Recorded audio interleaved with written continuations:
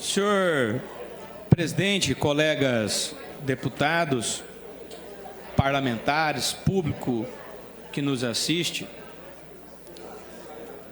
não teria hoje, deputado Rafael Tavares, condições de subir nessa tribuna e não falar do Exame Nacional do Ensino Médio.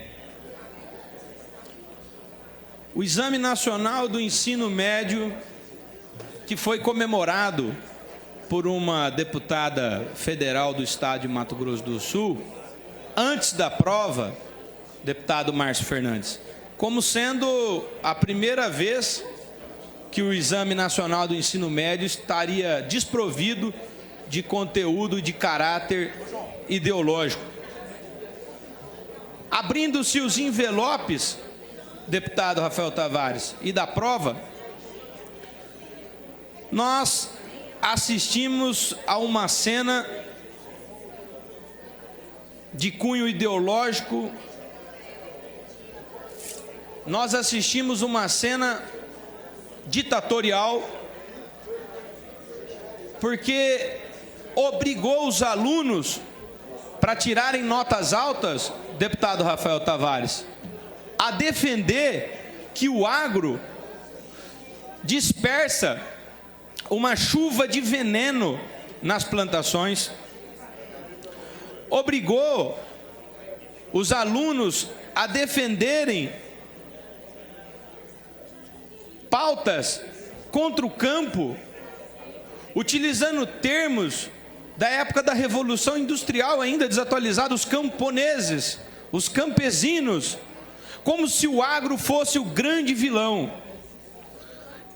E para explicar para vocês que hoje vieram aqui reivindicar os seus direitos, se hoje existe, servidores públicos, uma boa vontade do governo e dos deputados enxergarem que é possível nós revertermos uma medida injusta que eles implantaram lá atrás e diferente da reforma que foi feita pelo governo federal à época, porque eu votei contra exatamente porque era diferente e punia os menores salários, não poupando nem a faixa de um salário mínimo da reforma, é porque o agro, é porque o campo está permitindo o Estado ter um novo modelo orçamentário e novas possibilidades.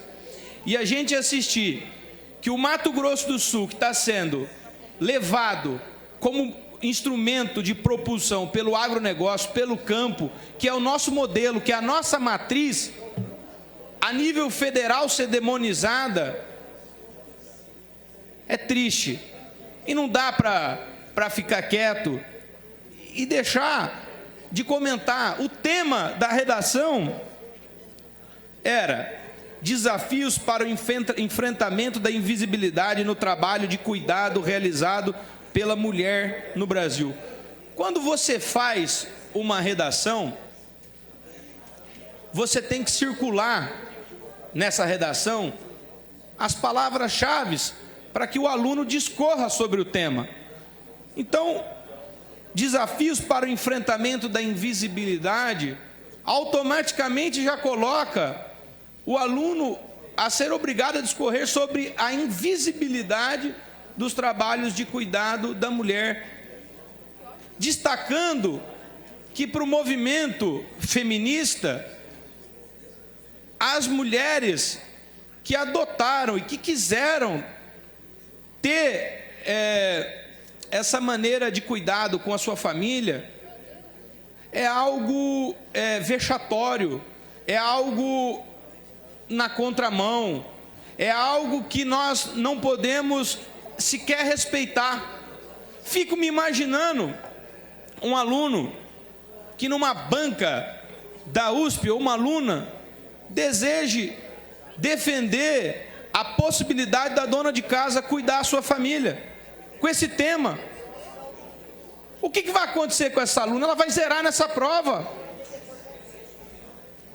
O aluno, deputado Pedroso Neto, que queira defender o agro, que queira dizer que o agronegócio é um modelo sustentável que hoje 10%, 8% do PIB está intimamente ligado na produção no agro. Quer dizer, esse aluno vai zerar a questão do Enem? Concedo uma parte ao deputado Rafael Tavares. Deputado João Henrique, eu quero aqui cumprimentar a Vossa Excelência por um tema tão importante que o senhor traz essa casa. Eu aqui, por diversas vezes, falei sobre doutrinação ideológica nas escolas e alguns colegas, às vezes, ficam exaltados quando eu abordo esse tema aqui dentro, dizendo que isso é loucura da cabeça da direita, que isso não existe, que isso é perseguição. Deputado João Henrique, eu tenho uma filha de 17 anos e minha filha fez o Enem. E a forma mais correta que eu encontrei dela conseguir ir bem nessa prova, porque eu já sabia que teria teor ideológico, foi tentar transformar a cabeça dela, por um dia, numa cabeça de uma esquerdista. Quer dizer, hoje em dia, não há necessidade, deputado João Henrique, da criança fazer um cursinho, do adolescente se preparar. Basta assistir a Globo, basta assistir os principais canais de televisão que exaltam a esquerda para esse adolescente conseguir bem na prova do Enem. Eu trouxe aqui uma matéria, Enem 2023, exalta Paulo Freire, associa o agro a chuvas de veneno e critica o capitalismo. Queria dizer para vocês que o agronegócio no Brasil deu um salto em 20 anos e hoje equivale ao PIB da Argentina.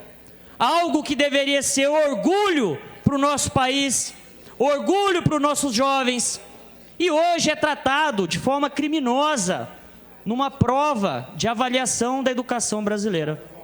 Talvez, deputado João Henrique, para finalizar, seja por isso que o Brasil ocupe os últimos lugares, infelizmente, na educação, porque os jovens, em vez de aprender português, matemática, aprender a se desenvolver corretamente como fazem a maioria dos países desenvolvidos, o jovem, ele tem que aprender lacração, senão ele não consegue bem na prova do Enem do governo do PT. Muito obrigado.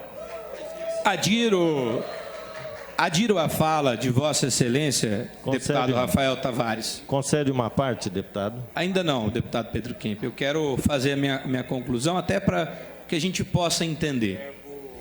Uma prova nacional de um exame de ensino médio, e o que esse parlamentar defende, é que ela contemple a liberdade de expressão. E pouco importa que você concorde com a direita, com o centro, com a esquerda, com a divergência, com a convergência. A nosso ver, a prova, ela tem que mostrar e reconhecer quem tem conteúdo para defender as suas ideias.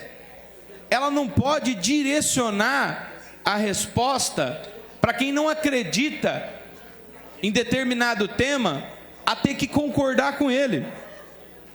Então, por exemplo, nessa prova, a palavra-chave era invisibilidade. Então a gente começa a dialogar com essa prova e pensar e refletir se seria o fato das donas de casa exercerem um belo trabalho e, portanto, merecerem mais reconhecimento.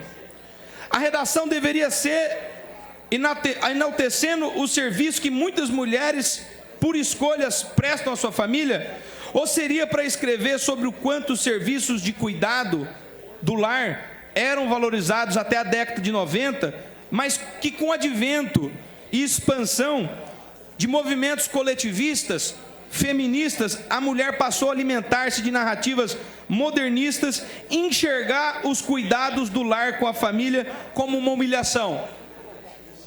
Será que é isso que o aluno precisaria responder para ter a sua redação contemplada com as maiores notas? Será que seria algo mais voltado para o trabalho doméstico ser horrível e, mesmo sendo horrível, ainda assim sendo exercido pelas mulheres? Ou será que seria porque o trabalho doméstico não deveria mais na condição de cuidado do lar ser exercido por um homem, mesmo ele sendo criticado ou tido pela pauta coletivista como algo ruim. Quer dizer, não serve para mim, mas alguém tem que fazer.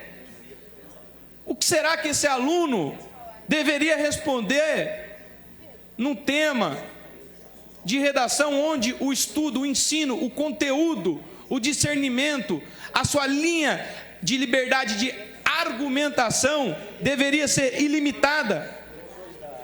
Onde nós precisamos reconhecer a criatividade do aluno e o domínio para a sua prova.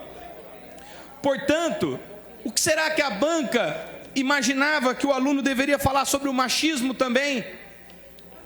A opção correta deveria ser que a redação deveria discorrer enaltecendo o serviço que muitas mulheres, por escolha, prestam à sua família. Não, os textos de apoio divulgados repudiam explicitamente as diferenças sociais entre os homens e as mulheres no que tange o trabalho doméstico. E os alunos que fizeram o Enem foram obrigados a concordar que as donas de casa sofrem muito e que elas levam uma vida infeliz, o quanto elas levam uma vida horrível e sobre o que elas sofrem dentro de uma sociedade machista e sobre o quanto o patriarcado deixou uma mulher sobrecarregada e o quanto o movimento feminista luta com isso. A questão aqui não é dizer se essa premissa para quem adere às pautas mais ligadas à esquerda ou feminista estão corretas ou não, se vocês concordam com isso ou não.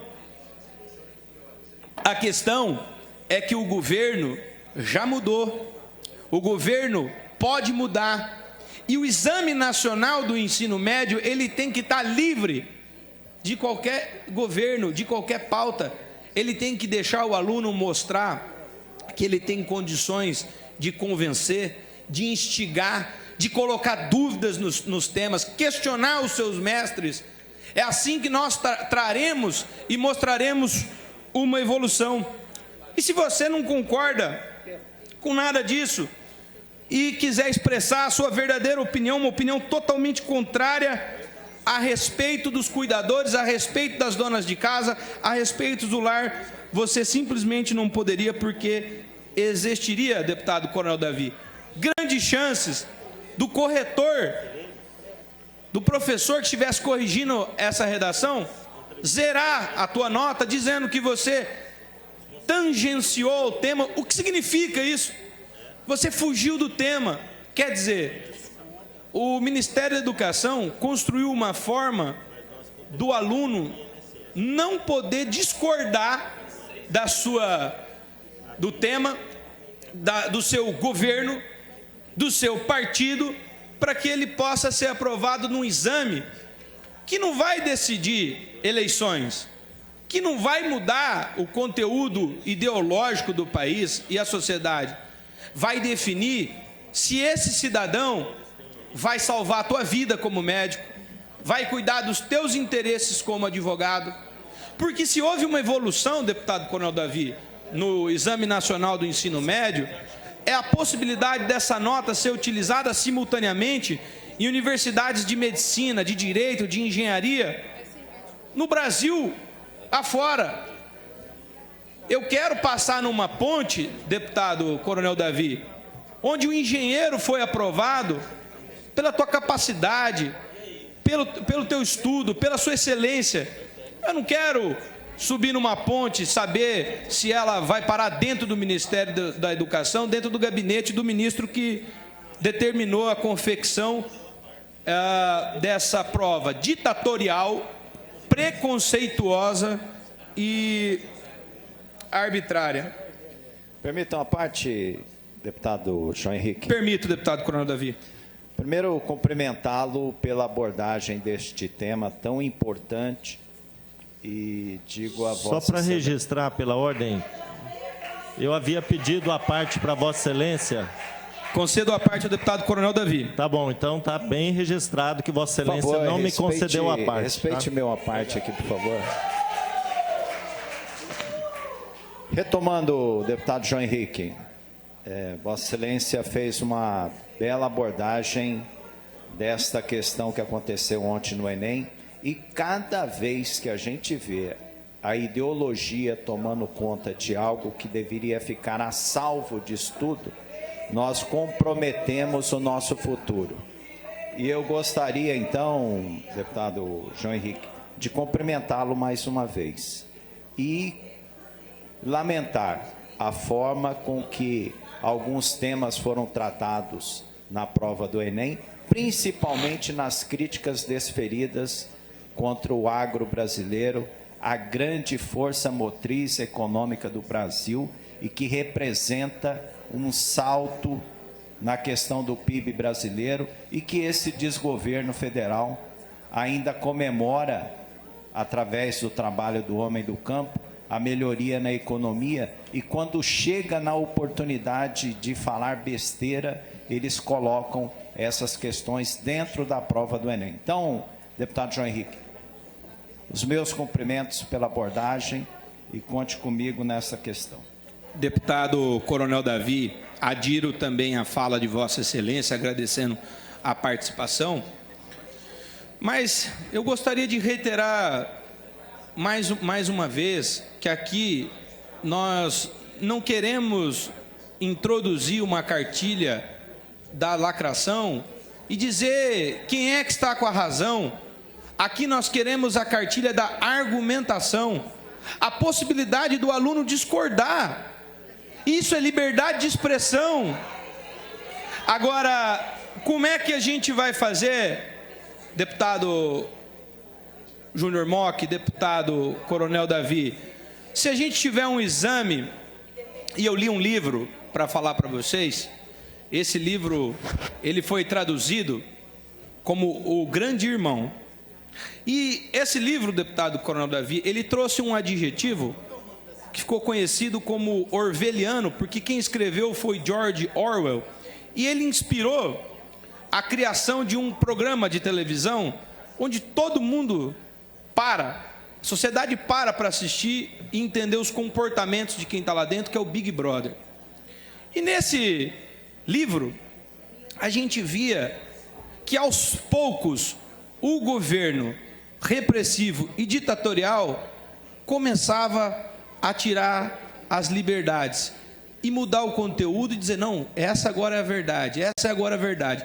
Todas as vezes que era algo que incomodava aquele governo ditatorial e repressivo, era preciso mudar e desdizer. Então, acho engraçado a gente ver uma prova orwelliana, porque é uma novela onde a gente não pode colocar a opinião do aluno, a argumentação. De nada adianta os estudantes entenderem filosofia, história, geografia, despertarem esse espírito jovem, revolucionário, se numa prova eles forem obrigados a responder aquilo que quem fez a prova acredita que seja verdade. Então, o que nós temos que defender acima de tudo é a liberdade de expressão e de argumentação dos alunos. Não pode uma prova condenar o agronegócio, exaltar apenas um profissional que eles acreditam ser o pai da educação, Paulo Freire. Quem discorda? Se vocês concordam, não é importante colocar uma outra visão antagônica para reforçar a opinião? Então, o espelho de correção de prova, os textos de apoio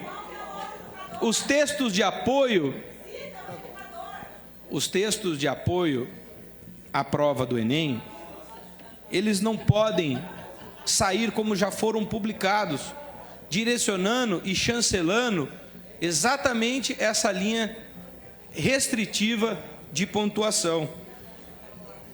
devo concordar que o trabalho de cuidado realmente não é valorizado na sociedade. Vi pessoas de direita, inclusive, dizendo que esse trabalho é sim valorizado, muito valorizado, mas na verdade é que ele é valorizado dentro da bolha que a gente vive, porque nós sabemos a importância de manter determinados valores na sociedade, e para nós que já estamos nessa luta contra menosprezos dos progressistas em relação às donas de casas, já faz muito tempo. Mas a sociedade, no geral, ela vem sim desabonando, condenando os serviços domésticos e a maternidade por escolha, dedicação e por amor. E por que isso acontece?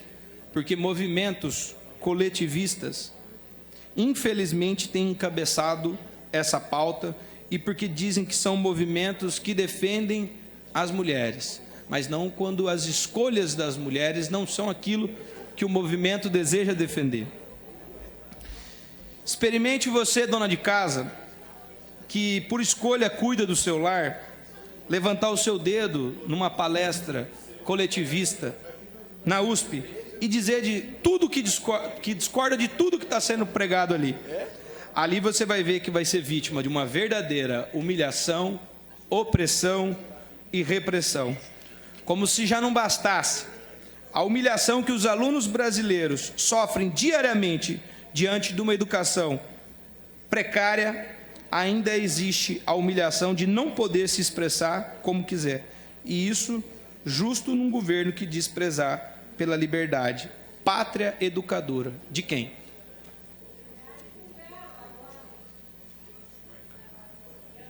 Obrigado, presidente. Era a minha fala.